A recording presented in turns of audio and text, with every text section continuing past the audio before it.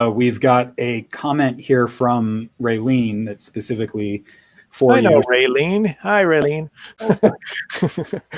She says, in reading God Can't, in my mind, I immediately went to the Kushner book, When Bad Things Happen to Good People.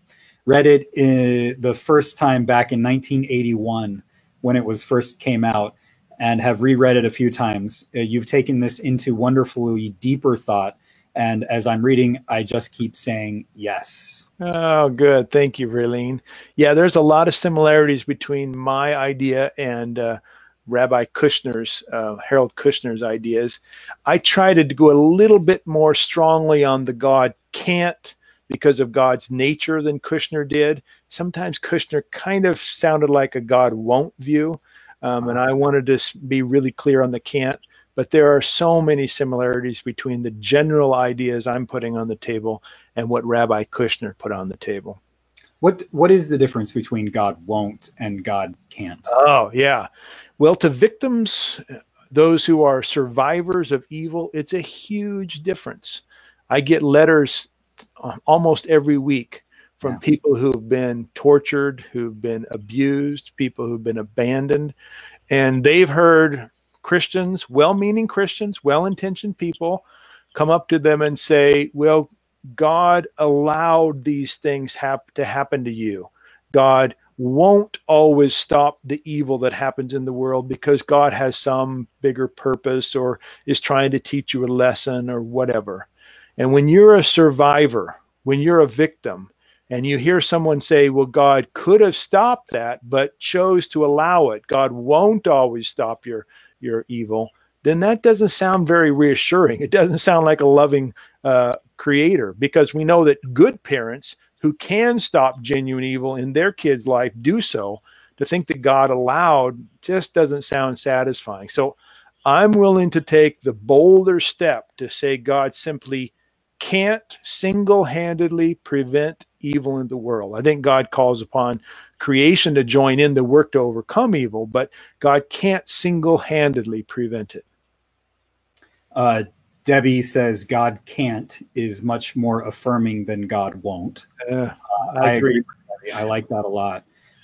We have a debate going on in the chat section, Tom, and your whole career depends on your answer to this question. So Erica asks, does God like Coke or Pepsi? Oh, this is a big one. There's a debate, and I'm leaning in one direction on this one, so we'll see where you go with it. Yeah, in this particular case, I'm going to have to renege on that thing by saying I have all the answers. I never said I had all the answers, but I like Courtney's answer, which is the most, which is Cherry Coke. I'm with you on that one, Courtney.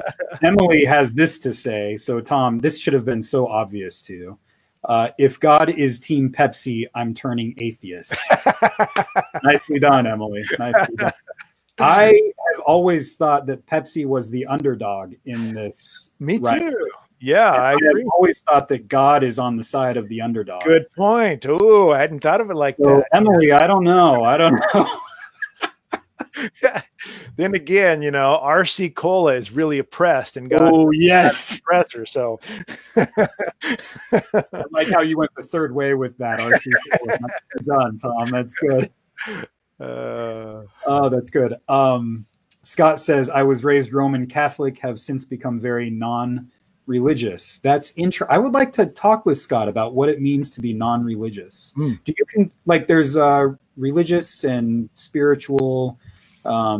I don't know if you have thoughts on that, Tom, or. Yeah, you know, I think those terms are usually used. Religious is usually used to talk about going to church or being a regular member of some kind of church community and maybe following some traditional practices like prayer or tithing or fasting or whatever, whereas spiritual is oftentimes thought to be free of that kind of thing and not so hung up on following particular protocol.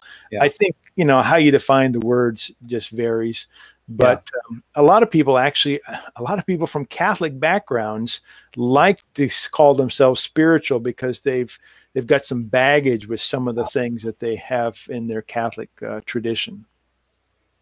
Katie says, don't bring RC Cola into this. It's blasphemy. Thank you, Katie. I like that. Stuff. Let's see.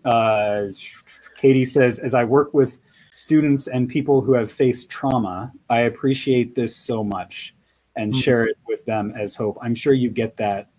I mean, I do.